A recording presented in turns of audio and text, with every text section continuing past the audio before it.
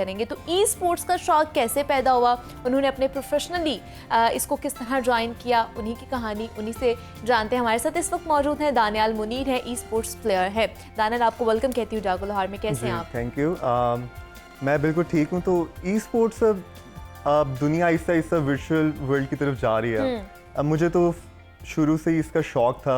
अच्छा। As a football passion था मुझे कि फुटबॉल देखता था मैं, फिजिकली खेलता भी था अपनी पूरी स्कूल लाइफ, यूनिवर्सिटी लाइफ। तो फुटबॉल का तो शौक था ही था ही। अब ई स्पोर्ट्स किधर आता है कि मुझे एक दिन अपने मेरे जो मामू हैं वो एक टूर्नामेंट में ले जाते हैं। अच्छा। मैं पहली दफ़ा देखता हूँ कि कंपेटिटिवली भी इस चीज़ को खेला जाता है। ओके। दो लोग बैठे हैं एक स्क्रीन के सामने, काफ़ी सीरियसली वो देख रहे हैं, गेम खेल रहे हैं, वो लाइक फोकस्ड हैं उसमें। उनके पीछे 40-50 बंदों का क्राउड है। ओके। वो लाइक एक बड़ा इंटेंस, और वो there was intensity in the air जो कि मुझे ना बड़ी वो अट्रैक्ट की। Okay. I was like I would want to be good at that, और ये चीज़ कोई ऐसी चीज़ है कि मैं इसको बड़े सीरियसली लेना चाहूँ। क्योंकि वीडियो गेम्स की हम अक्सर बात करते तो इट्स ऑलवेज अबाउट एंटरटेनमेंट और जस्ट एज अ टाइम ये पास। वीडियो गेम्स और ये सारी गेम्स तो बचपन में हर कोई खेलता है। हाँ, खेलते हर कोई है, और इसको इंटरटेनमेंट के लेवल पर लेकर चलते हैं। बिल्कुल। अब उसको आप पर्सनैलिटी डिफरेंस कह लें या वैसी मेरी इन्वायरमेंट ऐसी अच्छा। थी। मुझे जो कम्युनिटी मिली और मेरा जो था अपना कि मैं किस तरह का बंदा हूँ, मैं उसको लाइक फ्रॉम डे वन मैंने काफ़ी सीरियसली लिया कि I want to be very good at this. अब लोकल सीन में लाहौर में हर हफ्ते हर महीने टूर्नामेंट्स हो रहे हैं। ओके। मेरे घर वाले, मैं आई was like 12-13 years old 10 years ago। तो मेरे घर वाले कभी मुझे डिफेंस छोड़ने जा रहे हैं, कभी पता नहीं वो पीआई रूट छोड़ने जा रहे हैं। ठीक है। कि वो बच्चे का टूर्नामेंट है, पता नहीं वो क्या कर रहे हैं, उनको तो समझ नहीं आ रही थी। वो तो कह रहे चलो घर में वीडियो गेम्स खेलता है। मतलब उनको भी यही था कि वीडियो गेम्स ही खेल रहा है। हाँ हाँ।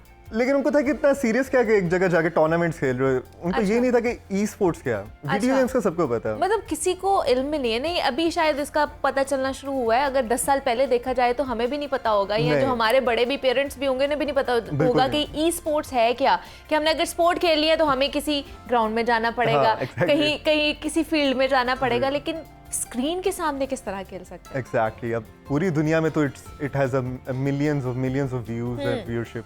पाकिस्तान में मैं मानता हूँ इतना नहीं थी वेंडर। अच्छा। अब ऐसा ऐसा like 10 years have passed since I'm in this।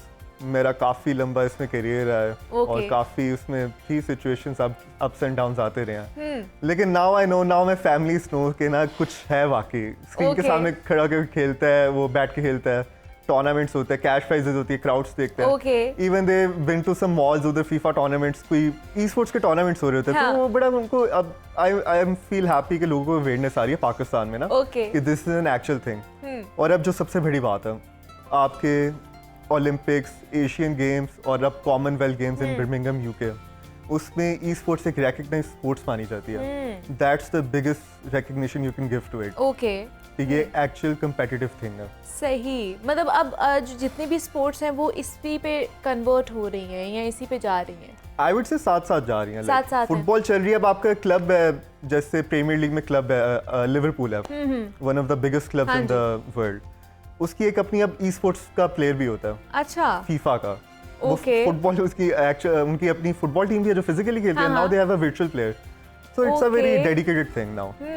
Even in our neighbouring country India, उधर ये कल्चर शुरू हुआ है कि जो उनके फुटबॉल क्लब्स है, आईएसएल उनका इंडियन सुपर लीग है फुटबॉल की, they also sign virtual esports player.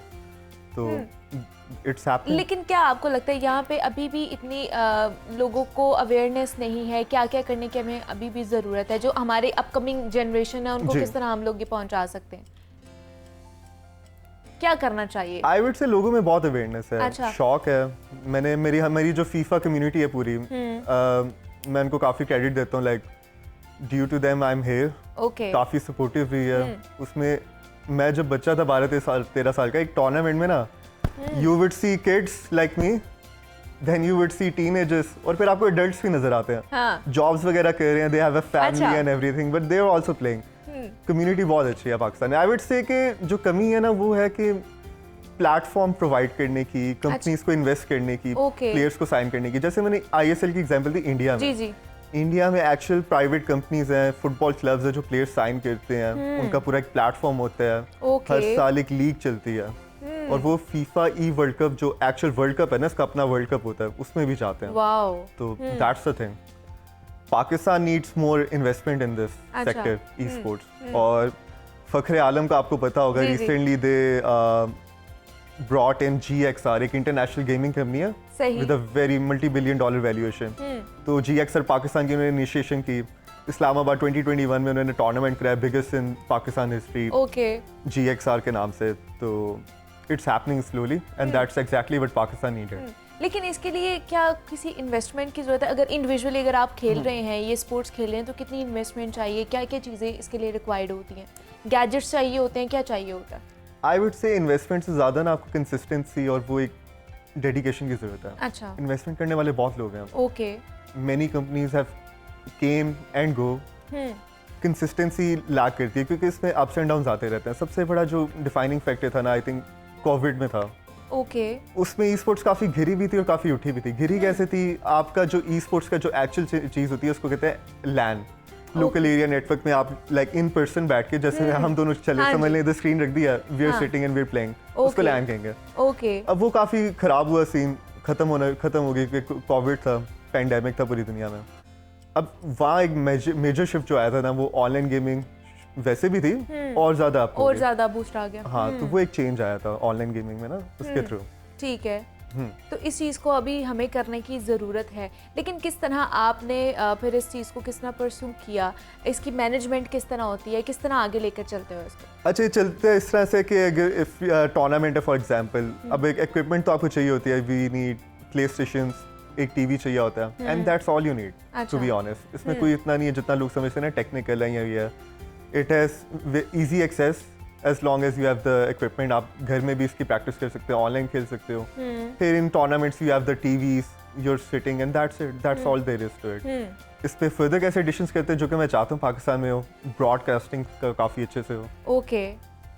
Content बने, इसमें बहुत पोटेंशियल है। पाकिस्तान की पूरी कम्युनिटी है, आई एम सेइंग कि अवेयरनेस कम है, क्वालिटी में मसला नहीं है। मेरी जो अपनी फीफा कम्युनिटी है, we have so many extremely talented individuals जिनको अभी मौका नहीं मिलता इंटरनेशनल प्लेटफॉर्म में रिप्रेजेंट करने को पाकिस्तान का। उसकी कुछ वजह है, वो मैं आपको बताता हूँ। ज़रूर ज़रूर। जी। हाँ, क्या वजह है? क्या लगती है आपको? क्या कॉज? अच्छा, तो वजह ये है कि पाकिस्तान के कुछ लीगल इश्यूज हैं। पाकिस्तान की जो पाकिस्तान फुटबॉल फेडरेशन है, PFF, उनका आपको पता होगा उनके कुछ लीगल इश्यूज चल रहे थे इलेक्शन रिलेटेड। तो FIFA didn't recognise them anymore और एक तरह का बैन लग चुका था। अच्छा। अब हमारी जब पीक शुरू हुई थी ना, और फीफा वर्ल्ड कप सारा शुरू हुआ था फीफा 17 से 2017-18 में, पाकिस्तान उसके बाद से जब से बैन लगा था ना, एलिजिबल नहीं है। ओके। मतलब we as Pakistanis can not compete at the highest stage. FIFA world cup के लिए हम क्वालिफायर्स नहीं खेल सकते। मैंने personally, I was one of the very few Pakistani, मुझे एक लूप होल मिला। उनको हमारी नेशनैलिटी से मसला नहीं है, ठीक है। फीफा को हमारी एलिजिबिलिटी से मसला था, कंट्री ऑफ रेजिडेंस से। अब मैं तो 10 साल से खेल रहा था, ये 2020 की बात है, and I was at my peak. मैंने कहा मैंने तो खेलना ही खेलना क्वालिफायर, मेरा तो लाइक ड्रीम था। मैंने आपको पता है डे वन से आई वाज कॉम्पिटिटिव कि मैंने इसको करना है। तो मैंने कहा इसका क्या करूँ मैं? I open up the legal forums, उसमें मैं सारा चेक किया। मैंने कहा इसका कोई लूप होल ढूंढूं मैं। अब मुझे पता चला कि कंट्री ऑफ रेजिडेंस से तो मसला नहीं है ना। मैंने कहा कहीं और बाहर जाके खेल लेता हूँ। अच्छा। तो just to play a qualifier मैंने स्पेशल ना दुबई गया मैं। ओके। उसके लिए पहले आपको क्वालिफाई करना पड़ता है। 30 वीकली टूर्नामेंट होता है, 30 में से मैंने कोई 28 विंस की थी। आई क्वालिफाइड। मैं चला गया उधर, मैंने क्वालिफायर खेला पहली दफ़ा। पाकिस्तान की वो फीफा की जो ऑफिशियल वेबसाइट है ना, उसमें पाकिस्तान का मैंने पहली दफ़ा फ्लैग देखा। I was the only player there क्या बात कि है, क्वालिफायर में नाम आया था, तो आई वाज रियली हैप्पी। तो मैं चाहता क्या हूँ कि पाकिस्तान एक तो एलिजिबल हो, ऐसे अवेयरनेस आएगी और होगा ना, PFF का मसला भी हल हो रहा है। तो व्हाट आई सी के अब आहिस्ता ना वो इंटरनेशनल रूट बन रहा है आसान। ठीक है। अब इसमें प्लेयर्स का क्या इफेक्ट होता है कि अब मेरे जैसा तो है ना कोई, हम जैसा एज अ कम्युनिटी हमें जब नजर आए ना कि there is a chance at the big shot at the world cup, they start playing more, they start practicing more.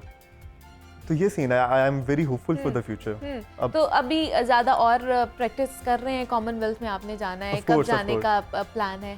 तो अब ये एशियन गेम्स का मैंने सबसे पहले सुना था कि इसमें ई स्पोर्ट्स ऐड हो रही है। ऐसा मैंने और के सुने जो इस तरह के ओलंपिक बेस्ड होते हैं ना इवेंट्स। अब कॉमनवेल्थ का मैंने कोई 4 महीने पहले सुना।